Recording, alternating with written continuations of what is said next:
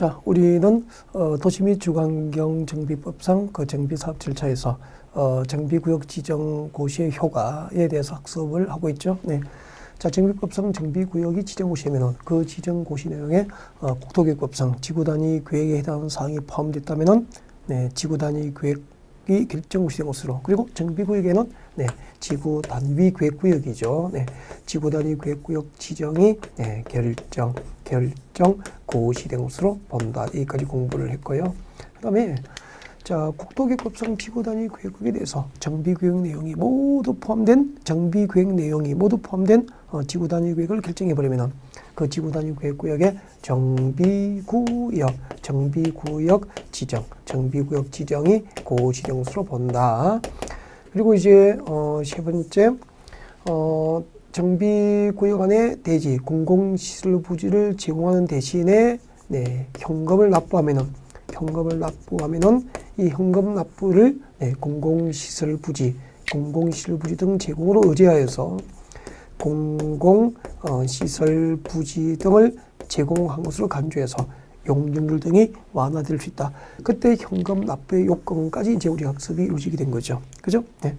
자, 공공시설 부지를 직접 기부하는 대신에 현금을 납부하기 위해서는 정비구역의 토지 등 소유자 얼마죠? 그렇죠. 과반수의 동의가 있어야 되고, 그 다음에 기부 면적은 전체 기부 면적에 현금으로 납부할 수 있는 면적은 전체 기부 면적의 2분의 1을 초과할 수가 없죠.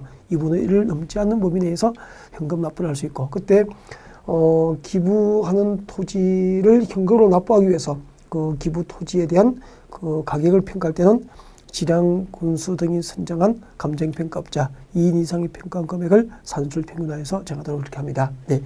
자, 이런 내용까지 공부했고요. 그 다음에 이제 정비구역 지정고시 효과에서 가장 중요한 거, 네, 정비구역이 지정되면 행비제한을 받게 됩니다. 그러니까 신정동 재개발구역의 재개발 사업을 목적으로 정비구역을 지정해서 딱 고시해버리면 그 정비구역 안에 수천 명의 토지 소유자들은 그 정비사업에 방해가 되는 일정한 행위를 할 수 없도록 제한을 받게 되는 거죠. 그 행위제한 내용이 두 가지죠. 일정한 개발 행위는 허가 사항을 규정해서 허가 없이 할 수 있도록 규정하고 있고요. 모든 개발 행위를 허가받지는 않죠. 네, 일정한 사항은 허가 없이 허가받지 않고 임의로 할 수 있게 되죠. 이걸 구분하는 거죠. 허가 사항하고 임의 사항 구분해야 돼요. 자, 이런 교재 같이 볼까요? 자, 정비구역에서 행위제한 허가 사항 빈출이라고 되어 있죠. 자주 나와요. 자, 건축물의 건축 등이죠. 자, 정비구역이 지정고시된 지역에서는 건축물의 건축 등은 허가를 받습니다. 그때 건축물의 건축 등은 정확하게 아셔야 되죠. 자, 건축물의 건축 등은 첫 번째가 건축법에 따라서 건축물을 건축하는 것, 그리고 건축법에 따라서 용도 변경하는 것이죠. 건축물의 용도 변경 행위. 건축물을 건축하거나 용도 변경하는 행위는 정비구역에서 개발 허가를 받아야 되죠. 근데 우리 도시개발법상 도시개발구역 안에서는 건축물의 건축 등은 건축, 용도 변경, 대수선 모두 허가받아요. 근데 우리 정비구역에서는 건축물의 건축과 그리고 건축물의 용도 변경은 허가받고요. 대수선은 허가 대상에 포함되지 않죠. 그래서 용도 변경 뒤에다가 아니다, 대수선. 건축법상 대수선 행위는 정비구역에서 허가 대상이 아니에요. 이런 거 좀 조심하셔야 될 것 같고, 나머지 뭐 공작물 설치, 토지용지를 변경, 토석 채취, 토지 분할, 물건을 쌓는 행위까지는 국토계획법상 개발 허가 대상과 똑같죠. 건공, 토토토, 독관자 일저 할 때하고 똑같죠. 네. 첫 글자 따서 건공, 토토토 그렇게 웃었잖아, 그죠? 그리고 물건을 쌓는 행위. 마지막에 밑줄 긋죠. 중목의 벌채 식재, 중목의 벌채 식재 7번이죠. 중목의 벌채 식재는 도시개발구역과 정비구역 안에서 전부 중목을 벌채하거나 식재하는 행위도 개발 허가를 받도록 하고 있습니다. 그 다음에 이제 정비구역에서 개발 허가 받지 않고 할 수 있는 임의사항은 그 도시개발구역에서 임의사항하고 매우 유사해요. 거의 같죠. 네. 중요한 것만 체크해 보겠습니다. 자, 정비구역에서 개발 허가를 받지 않고 할 수 있는 행위죠. 재해복구나 재난수습에 필요한 응급조치 목적의 개발 행위이거나, 그리고 농수산물 생산에 직접 이용되는 간이 공작물, 예를 들면 뭐 농업용 비닐하우스 등 설치를 말하죠. 네. 그리고 경작 목적의 행질 변경 허가 없이 할 수 있잖아요. 또 자연 경관을 손상하지 않는 범위 안에서 행하는 토색의 채취라든지 그리고 존치하기로 결정된 토지에서 물건을 쌓는 행위 등은 허가받지 않고 할 수 있어요. 제일 중요한 게 뭐죠? 6번이었죠. 관상용 중국의 임시식재는 허가 없이 할 수 있어요. 단 경작지 안에서 관상용 종목의 임시식재는 이미 상에서 제외되기 때문에 경작지 안에서 관상용 종목의 임시식재는 허가를 받도록 하게 됩니다. 주의하셔야 되죠. 그 다음에 이제 정비구역 지정고시의 효과, 지정권자, 지정절차, 지정효과. 이제 정비구역 지정의 해제입니다. 정비구역 지정 해제. 자, 정비구역 지정 해제. 네, 상당히 이제 깊게 들어가고 있죠. 네. 정비구역 지정 해제. 여러분, 정비구역 지정 해제는 두 가지가 있습니다. 요청 해제가 있습니다. 일단 이 구분하고 들어가야 되죠. 요청 해제. 요청 해제가 있고요. 이 요청 해제는 일정한 사유가 있으면 반드시 정비구역 지정 해제를 요청하여야 하고 요청하면은 해제하여야 합니다. 그래서 강행 규정이에요. 강행 규정. 요청 사유에서는 요청하여야 한다. 그리고 요청하면은 해제하여야 한다. 그래서 강행 규정이에요. 그 다음에 일정한 사유에서는 직권으로 정비구역 지정을 지정권자가 해제해버릴 수 있어요. 직권 해제가 있습니다. 직권 해제. 직권 해제는 일정한 사유가 있으면 정비구역 지정을 해제할 수 있다. 그래서 임의 규정이 돼요. 임의 규정으로서 직권 해제가 있는 거죠. 그래서 정비구역 지정 해제는 요청 해제하고 직권 해제가 있기 때문에 이 요청 해제 사유하고 직권 해제 사유를 잘 구별할 수 있도록 그렇게 하셔야 됩니다. 네, 같이 볼까요? 자, 정비구역 지정 해제, 요청 해제. 자, 의무적 해제라고 되어 있죠? 해제해야 한다. 사유가 있으면, 그죠? 자, 요청 해제 사유, 동그라미 1번부터 3번까지 있는데, 이거 진짜 암기하셔야 하는 문제가 나오는 거예요. 네, 전체를 암기해야 되는 문제예요. 어떻게 오죠? 그래서 암기 방법을 나름대로 만들어 봤습니다. 네, 동그라미 1번부터 3번까지 암기하는 방법, 이거 살짝 메모해 볼까요? 여러분, 암기 방법. 좀 유치하지만, 효율적인 학습이 이루어져야 되니까, 네. 여러분, 추진위원회가 보이잖아요. 추진위원회. 조합 설립 추진위원회가 보이면은, 네, 무조건 3년이에요. 조합 설립 추진위원회가 보이면, 죄송합니다. 2년입니다. 무조건 2년. 조합 설립 추진위원회가 보이면 2년입니다. 조합도 보이고 추진위원회도 보여. 이럴 경우에는 추진위원회 우선을 하면 됩니다. 추진위원회 보이면 무조건 2년 그렇게 하십시오. 그냥. 그 다음에, 자, 토지 등 소유자가 그럼 그 재개발 사업은 토지 등 소유자의 숫자가 20인 미만이면은 2018년도부터 조합을 설립하지 않고 토지 등 소유자가 재개발 사업을 할 수 있게 됐어요. 이것도 올해 개정된 가장 큰 특징이에요. 자, 토지 등 소유자가 재개발 사업을 하는 경우죠. 토지 등 소유자가 재개발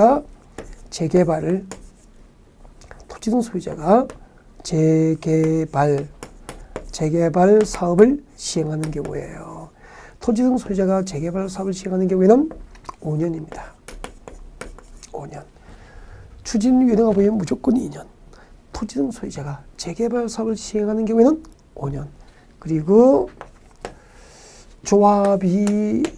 조합만 보이거나, 그러니까 추진위원회도 보이고 조합도 보이면 추진위원회 위주로 하라고 그랬죠. 그래서 조합만 보이거나, 그리고 추진위원회도 없고 조합도 보이지 않고 토지 등 소유자가 재개발 사업을 하는 것도 아니에요. 이럴 경우에는 기타 등등이잖아. 조합과 기타 등등은 전부 3년으로 하시면 돼요. 조합만 보이거나 기타 등등은 전부 3년. 기타는 추진위원회도 보이지 않고 토지 등 소유자가 재개발 사업을 시행하는 것도 아니고 조합도 보이지 않으면 기타 등등이잖아. 기타 등등은 3년 그렇게 하면 되죠. 비교적 짧아졌죠? 네, 그대로 암기하셨으면 좋겠습니다. 네. 분명히 말씀드렸죠? 추진위원회도 보이고 조합도 보이면은 추진위원회 위주로 2년이라고 하시라고. 그죠? 네. 자, 여러분 자료 같이 볼까요? 맞는지 봐요. 1번 같이 봐요. 자, 요청해지 사유 박사의 1번. 정비 예정구역에 대해서 기본구역에서 정한 정비구역 지정 예정일로부터 3년 동그라미 손 떼고 3년이 된 날까지 특별자치시장, 특별자치도지사, 시장 군수가 정비구역을 지정하지 아니하거나 구청장 등이 정비구역 지정을 신청하지 아니하는 경우죠. 조합 보여요? 안 보여요? 추진위원회 보여요? 안 보여요? 재개발 사업을 토지 등 소유자가 시행하는 경우도 아니에요. 기타 등등이잖아요. 그래서 몇 년이죠? 3년. 그래서 동그라미 1번 제일 뒤에다 끝에다가 기타는 몇 년이죠? 3년. 다음 2번 같이 봅니다. 자, 재개발 사업과 재건축 사업을 시행하는 경우로서 기업 니은, 디귿, 니을에 해당하면은 정비구역 지정 해제를 요청하여야 하고 정비구역 지정을 해제하여야 합니다. 기억본 같이 볼까요? 토지 등 소유자가 정비구역 지정 고시를 더 2년 동그라미 2년이 지날 때까지 추진위원회 승인을 신청하지 않습니다. 추진위원회 줄 거죠. 추진위원회 보이면 몇 년이죠? 2년. 땡큐. 그 다음에 2번 내려옵니다. 토지 등 소유자가 정비구역 지정 고시를 더 3년이 된 날까지 조합 설립 인가를 신청하지 않습니다. 조합은 몇 년이죠? 3년. 3년 동그라미 그리고 조합 설립 인가 신청할 때 조합을 줄거두면 되죠. 맞죠? 추진위원회 보이면 2년. 조합은 3년. 그렇겠죠? 디귿번 내려옵니다. 추진위원회가 보이거나 그죠? 추진위원회 구성 승인일로부터 2년 동그라미 2년이 된 날까지 조합 설립인가를 신청하지 않습니다. 조합도 보이고 추진위원회 보이면 뭐죠? 추진위원회 우선이죠. 그래서 2년 맞잖아요. 10번 조합 줄 거죠? 조합이 설립인가 받고 3년 맞죠? 네, 3년 동그라미 하시면 되죠. 조합은 3년 했으니까 딱 맞죠. 그리고 3번 줄 것이죠. 토지 등 소유자가 시행하는 재개발 사업 줄 겁니다. 토지 등 소유자가 재개발 사업을 시행하는 경우에는 몇 년이죠? 5년 동그라미 하시면 되죠. 딱 들어맞죠? 추진위원회가 보이면 무조건 2년. 추진위원회와 조합이 같이 보면은 추진위원회 기준으로. 그리고 토지 등 소유자가 재개발 사업을 시행할 경우에는 5년. 그리고 조합이 보이거나 기타 등등은 3년. 그렇게 하시면 되죠. 네. 그리고 직권 해제 사유로 갑니다. 직권 해제. 자, 직권 해제. 네. 책자를 넘겨서 나와 있습니다. 정비구역 지정을 해제할 수 있는 사유가 되죠. 직권 해제 사유가 됩니다. 자, 지정권자는 다음의 사유가 있으면 정비구역 지정을 해제할 수 있다고 해서 해제 사유가 나와 있을 거예요. 자, 직권 해제 사유 몇 개 나와 있죠? 4개. 이것은 암기방 꼭 없어요. 단 이해하면은 줄어들어요. 같이 봐요. 1번 정비사업 시행으로 토지 등 소유자 미칠 거예요. 토지 등 소유자 누구죠? 조합이 됩니까? 나중에 조합이 됩니까? 조합이 되잖아요. 그죠? 그래서 토지 등 소유자가 과도한 부담이 예상됩니다. 과도한 부담 동그라미 하면 되죠. 토지 등 소유자 조합원의 과도한 부담이 예상되면 시에서는 즉 정비구역 지정권자는 정비구역 지정을 직권으로 해제해 줄 수 있어요. 예를 들면 여러분 아파트가 5억짜리 아파트예요. 네, 재건축했을 때 조합원 분담금이 3억이에요. 3억 들어서 아파트 재건축 하실 거예요? 이사 가실 거예요? 이사 가야죠. 그러니까 조합원의 분담금 5억 아파트에 재건축 조합의 조합원 분담금이 3억이 넘는다는 것은 그 아파트는 재건축 사업을 할 경제적, 즉 사업성이 없다는 거예요. 그러면은 조합원에게 과도한 부담이 예상되나 이럴 경우에는 시에서 정비구역 지정을 직권으로 해제할 수 있다 그런 얘기죠. 조합원의 과도한 부담이 있으면 해제될 수 있다, 해제할 수 있다 그렇게 보시면 되잖아. 그 다음에 2번 내려옵니다. 정비구역 등 추진 사업으로 보아서 지정 목적 달성을 할 수 없다고 인정되는 경우죠. 지정 목적 달성 동그라미예요. 목적 달성 밑에다가 X 적으면 되죠. 목적 달성이 어렵다고 판단될 경우에도 정비사업 목적 달성이 어렵다고 판단될 경우에도 직권으로 정비구역 지정은 해제될 수 있습니다. 토지 등 소유자의 과도한 부담이 예상되거나 정비사업 목적 달성이 어렵게 됐거나 이렇게 보시면 되잖아. 그 다음에 토지 등 소유자 조합원이죠. 조합은 30% 이상이 해제 요청합니다. 100분의 30 동그라미고 저 뒤에 해제 요청. 토지 등 소유자 30% 이상이 해제를 요청하면 시에서는 정비구역 지정을 해제할 수 있습니다. 그리고 4번 정비사업 시행자가 정비구역에서 정비기반시설과 공동이용시설을 새로 설치하거나 확대하고 토지 등 소유자가 스스로 주택을 보존, 정비, 개량하는 방법으로 시행하는 지금도 줄 것입니다. 주거환경 개선 사업 미칠 것이고 그리고 주거환경 개선 사업을 목적으로 정비구역 지정 고시 해놓고 몇 년 동안 10년 동그라미 10년이 지경갈 때까지 사업은 미추진됐고 네, 토지 등 소유자 3분의 2 이상 동그라미 토지 등 소유자 3분의 2 이상이 저 뒤에 해제 동의 동그라미 해제 동의하면 그럼 이렇게 하면 되죠. 주거환경 개선 사업 10년 3분의 2 이러면 되죠. 주거환경 개선 사업을 목적으로 정비구역 지정 고시했는데 10년 동안 사업은 시행되지도 못하고 토지 등 소유자 3분의 2 이상이 해제 동의하면 주거환경 개선 사업 목적의 정비구역 지정을 직권으로 시에서는 해제할 수 있다 그런 얘기예요. 밑에 보충 읽어두셔야 되는데 동그라미 2번이 제일 중요한 것 같아요. 네, 보충에 동그라미 2번 미칠 것이고요. 지나갈 때마다 읽었으면 좋겠습니다. 자, 도시 및 주관경제법상 정비구역 지정이 해제된 경우에는 그 해제된 정비구역은 무엇이 지정되죠? 앞으로 주관경 개선구역으로 지정할 수 있게 됩니다. 주관경 개선구역으로 지정할 수 있다. 그때 주관경 개선 사업은 아까 철거 방식으로 가능하지만 이제 단독주택, 다주택이 밀집된 지역에서 그 지역에 부족한 기반시설 새로 설치해주고 그리고 부족한 주민 공동 이용시설 확충해주고 주관경을 보존하면서 점진적으로 정비 개량할 수 있죠. 보존 방식으로 갈 수 있죠. 그래서 앞으로 재개발, 재건축 사업을 포기하면은 주관경 개선 사업구역을 지정해서 해당 지역을 철거하지 않고 보존 방식으로 할 수 있도록 하기 위해서 정비구역 지정이 해제된 정비구역은 주관경 개선구역으로 지정할 수 있도록 한 거죠. 주관경 개선구역 앞뒤로 가로하고 꼭 기억을 했으면 좋겠습니다. 여기까지가 정비구역 해제까지예요. 지금 우리는 정비법상 정비사업 절차에서 정비구역 지정고시까지 온 거예요. 네. 자, 그 다음에 이제 제2절 재건축 사업의 정비구역 위반을 위한 안전진단이 나와 있습니다. 자, 안전진단. 여러분, 우리 정비법상 정비사업은 몇 개가 있죠? 3가지가 있죠. 3가지. 자, 일단 봐주세요. 정비법상 정비사업은 3가지가 있습니다. 3가지. 자, 첫 번째,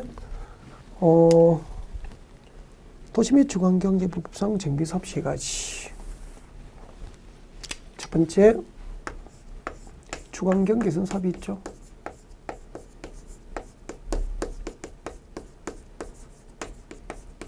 주관경 개선 사업이 있고요. 네. 아까 개념이 몇 가지로 정의됐죠. 2가지. 책 보지 않고 말할 수 있을 정도로 반복하셔야 되던데. 그렇게 했죠.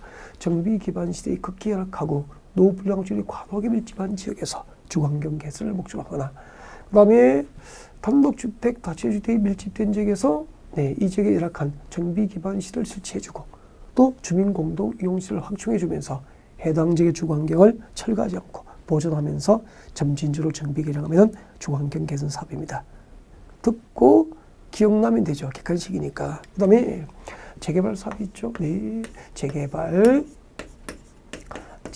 사업이 있죠. 재개발 사업. 자, 재개발 사업도 개념이 2가지로 정의됐습니다. 재개발 사업 개념 2가지. 자, 정비 기반 시설이 열악하고 노후 불량률이 밀집한 지역에서 주관경 개선을 목적으로 하거나 주거 지역에서 하는 재개발 사업이죠. 그 다음에 상업지역, 공업지역, 공업지역이 올해 들어왔죠. 상업지역, 공업지역에서 도시기능 회복과 상권 활성화 등을 통하여 도시환경 개선을 목적으로 한 것도 재개발 사업이 됐습니다. 그리고 재건축 사업이 있죠. 세 번째, 재건축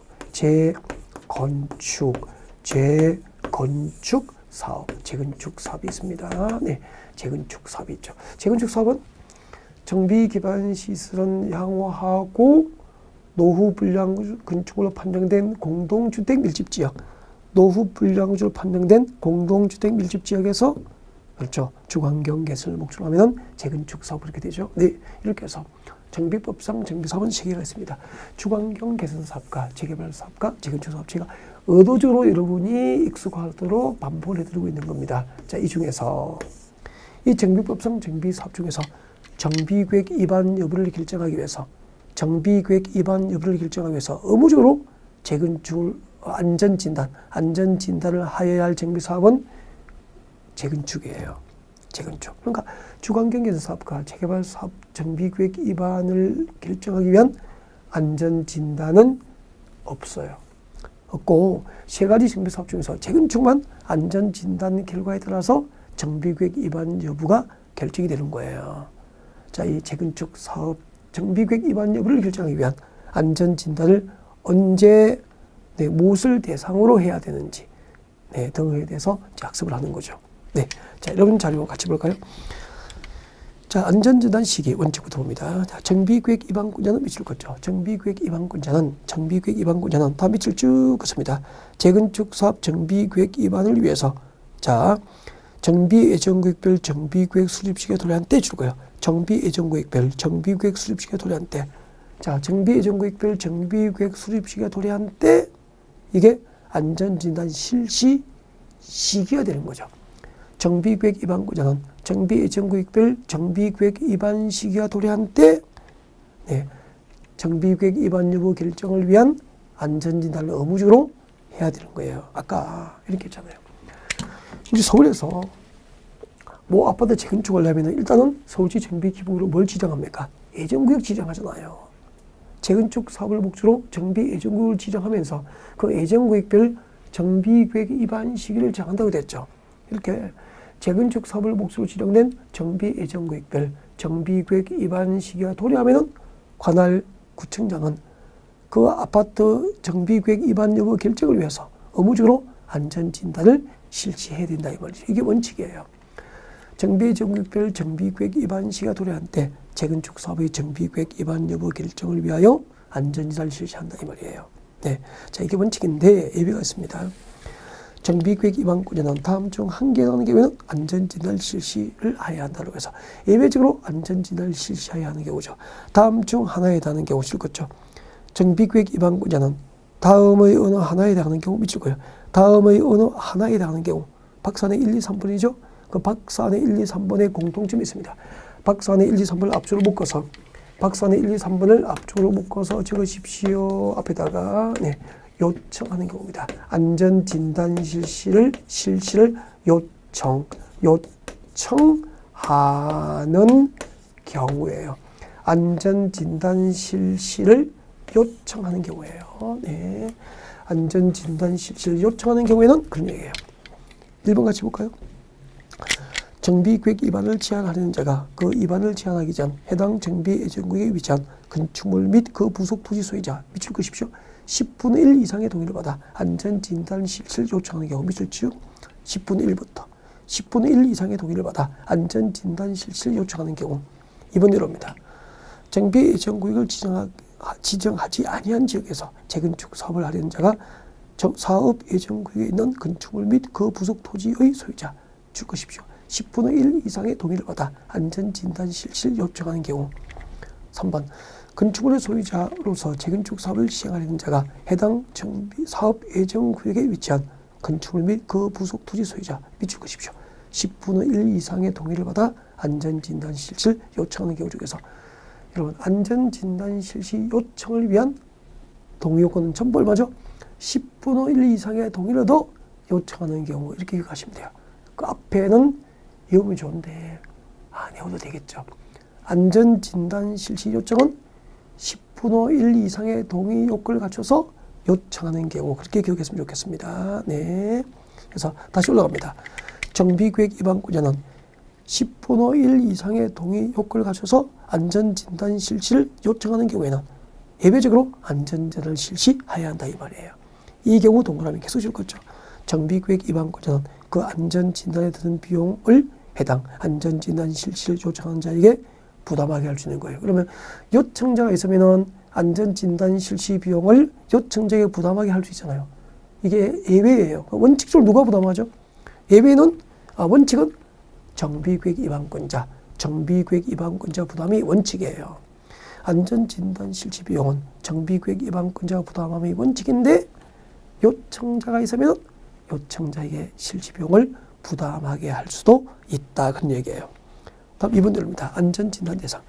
재건축 사업의 안전진단은 주택단지 내 건축물을 대상으로 한다. 밑줄 쭉 그시고 건축물 동그라미 합니다. 참 중요해요. 재건축 사업을 위한 안전진단 대상은 주택단지 안에 건축물이에요. 건축물을 대상으로 한다. 밑에 적으십시오. 아니다. 공동주택. 옛날에는 재건축 사업 시행 여부 결정을 위한 안전진단 대상은 주택단지 안에 공동주택만 안전진단 대상이었다고. 그러니까 여기 앞에서 단지가 있으면 여기 공동주택 101동, 102동, 103동이 있으면 이 공동주택만 안전진단 대상이었는데 단지 규모가 커지니까 단지 안에 상가가 있고요. 그리고 경로당, 유치원 등등 복리시설이 있는 거예요. 이것은 공동주택이 아니기 때문에 복리시설과 상가 이런 건물은 안전진단 대상이 아니었거든요. 이것들도 안전진단에 포함시키기 위해서 단지 안에 있는 모든 건축물이 안전진단 대상이 된 거예요. 그래서 지금은 주택단지 안에 공동주택을 대상으로 하면 틀려요. 건축물을 대상으로 합니다. 다시 보겠습니다. 재건축 사업의 안전진단은 주택단지 내 공동주택이 아니고 건축물을 대상으로 합니다. 다만 다음의 주택단지 건축물인 경우에는 안전진단 대상에서 제외됩니다. 여기서 이제 안전진단 대상에 제외된다는 것은 안전진단 없이 재건축이 이루어지는 경우예요. 예를 들면 1번 천재지변 등으로 주택이 붕괴, 주택 붕괴 동그라미 하시면 되죠. 주택이 붕괴된 경우에는 신속히 재건축이 필요하잖아요. 이때는 안전진단 없이 정비계획 위반이 바로 허용이 돼요. 붕괴된 주택은 안전진단 없이 재건축이 가능하다. 그렇게 기억하시면 되죠.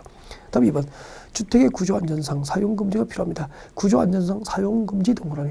구조안전상 사용금지가 필요한 아파트도 재건축의 안전진단 없이 허용이 됩니다. 안전진단 없이 정비계획 위반이 가능하죠. 그 다음에 3번 다음 규정에 의한 노후 불량 건축물에 관한 기준을 충족한 경우 잔여 건축을 동그라미합니다. 이미 재건축을 해야 될 노후 불량 건축물 숫자 기준을 이미 충족했다면 나머지 잔여 건축물은 안전진단을 요하지 않는다는 얘기죠. 그래서 잔여 건축물 그렇게 기억하시면 되죠. 그 다음에 진입도로 등 기반시설 설치를 위해서 불가피하게 동그라미, 불가피하게 포함 동그라미, 불가피하게 정비구역에 포함된 건축물은 안전진단 대상에서 제외됩니다. 자, 이미 붕괴된 주택이거나 구조안전상 사용금지가 필요하거나 이미 재건축 사업 시행 여부를 결정하기 위한 노후 불량 건축물 숫자 기준을 충족한 경우 잔여 건축물이거나 그리고 진입도로 확장 등으로 인해서 불가피하게 정비구역에 포함된 건축물은 안전진단 대상입니까? 제외입니까? 안전진단 대상에서 제외가 됩니다. 그 밑에 이제 3번 안전진단 절차는 여러분이 쭉 읽어볼 수 있도록 이렇게 하시고 문제 풀이하는 과정에서 간단하게 언급할 수 있는 기회가 있으면 언급할 수 있도록 그렇게 하겠습니다. 그냥 읽어보시면 될 것 같습니다. 자, 그 다음에 제3절 정비사업 시행자 등부터는 잠시 휴식 후에 계속 연결할 수 있도록 그렇게 준비합니다.